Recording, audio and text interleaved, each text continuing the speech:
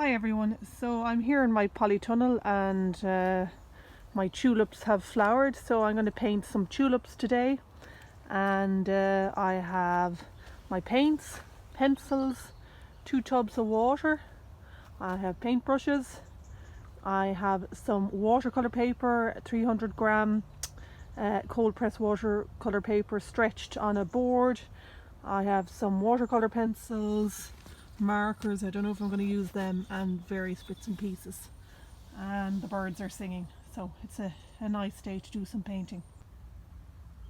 So I'm going to just start off by drawing with my pencil, and the idea is I'm going to fill up this page with drawings. So looking at the tulips, they're quite a, I won't say simple shape, but I mean we don't have lots of petals, so starting off when I draw I'm just looking at the basic shape of the tulip and what shape it is. So with my pencil I'm describing that just with one single line, you know, so it has this sort of oval shape and then this double line for a stem. There's maybe some leaves behind it. There's another tulip behind the first one, and that one is a little bit higher up, and again stem. And I'm also going to put in a little bit of detail of, we'll say, what's around the tulips, so the leaves that are surrounding the tulips as well, and so on. I'm also going to move around the pot of tulips and draw them from different positions.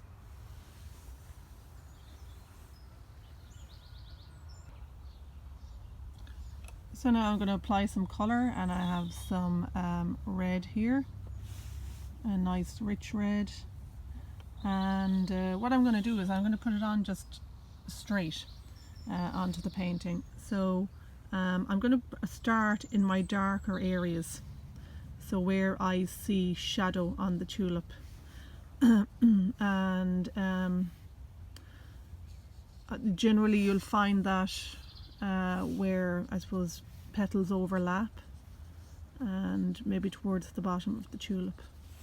I'm going to use a little bit of water and just dilute my paint a little bit, and now I'm going to just add on some lighter tones. What I'm also going to do is I'm going to dip into some yellow, okay, because I see little hints of orange on the tulip, so I'm going to just drop that in and let that do what it wants. Okay, and also here.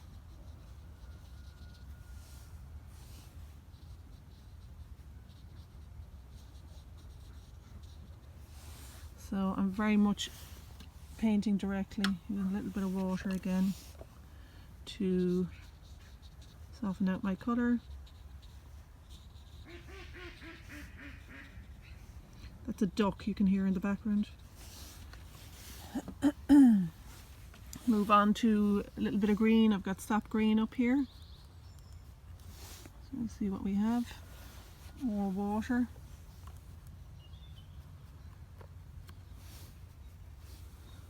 So again, I'm going to drop in some green where I see it.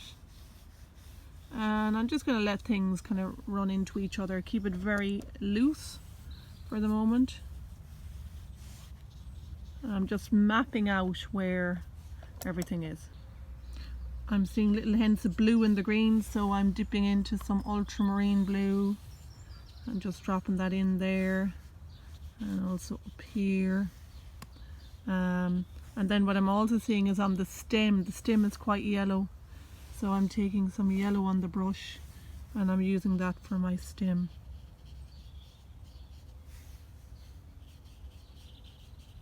Okay, I'm going to let that dry. Second study, this time I'm going to wet the tulips first with clean water. I'm dropping in some colour, and you can see the different effect you get. You know, everything is running everywhere. It can look a little bit out of control, but you'd be surprised the kind of the nice little details that'll pop up. So again, I'm using a little bit of sap green. Keep it just very, very loose. And I'm going to use again a little bit of ultramarine blue for any shadows that I see.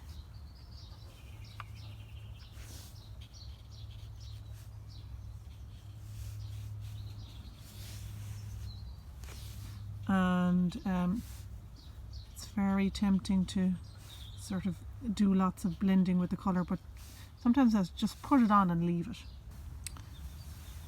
So I'm mixing some ultramarine and a little bit of permanent rose together because I want to get the colour of my tulips, my darker tulips.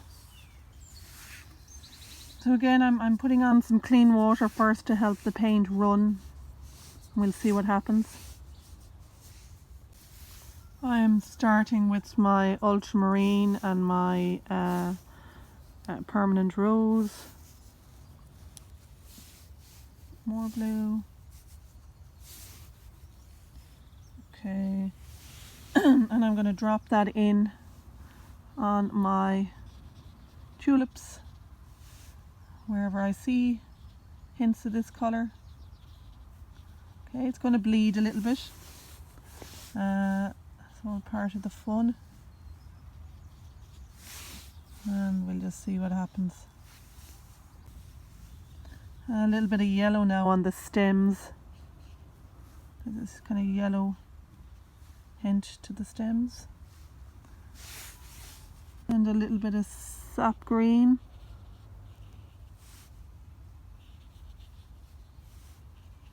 And ultramarine blue on the leaves.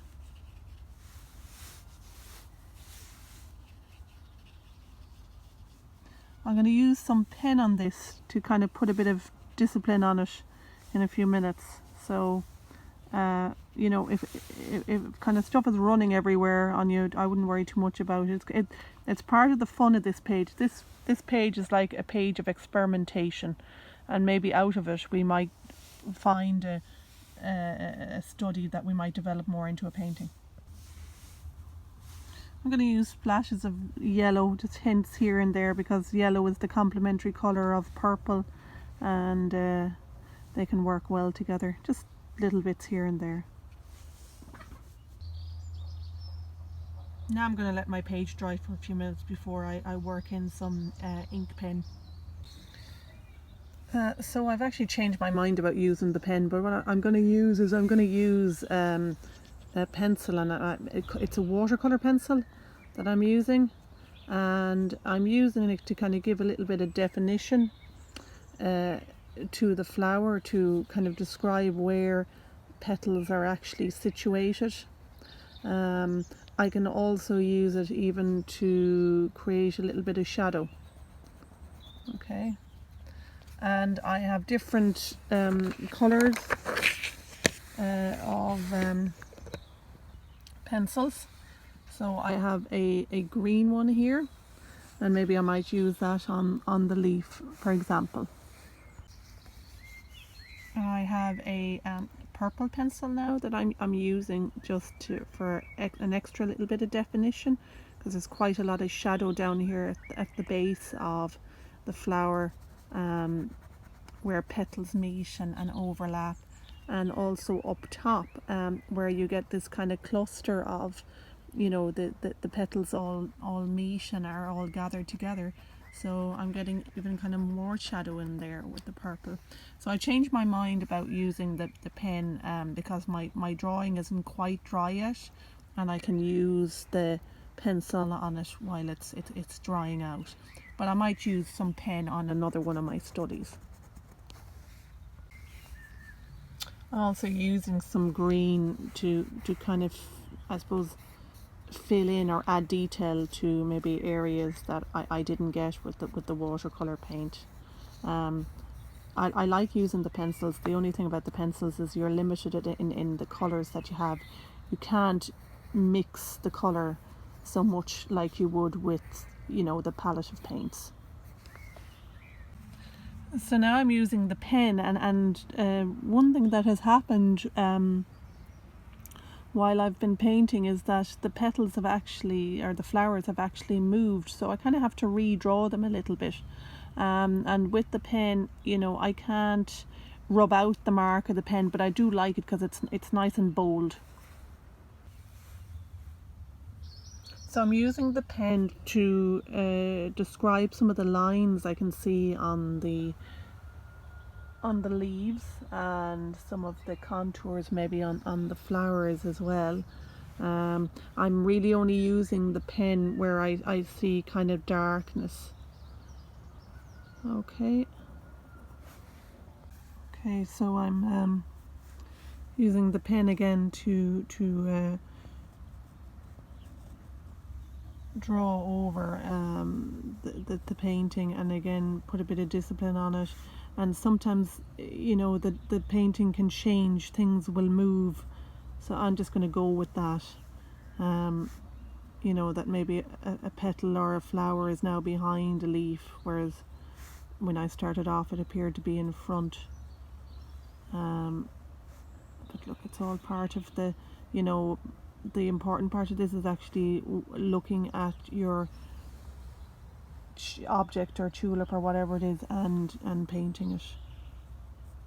Okay, so I'm just going to work down the stem. Maybe not have so strong a line on this side because the line seems to be darker on that side, and I'll just continue down, and I'll also look at what's behind or around the tulip, so I can see leaves behind, just adding in more detail as I go. So this is my I won't say finished, but it's getting there, page of tulips, using both watercolour and watercolour pencil, watercolour and pen, and again the pen. Okay, and I might have some maybe potential ideas here for maybe developing some of these into a bigger study, maybe an oil painting, or maybe a watercolour. Okay.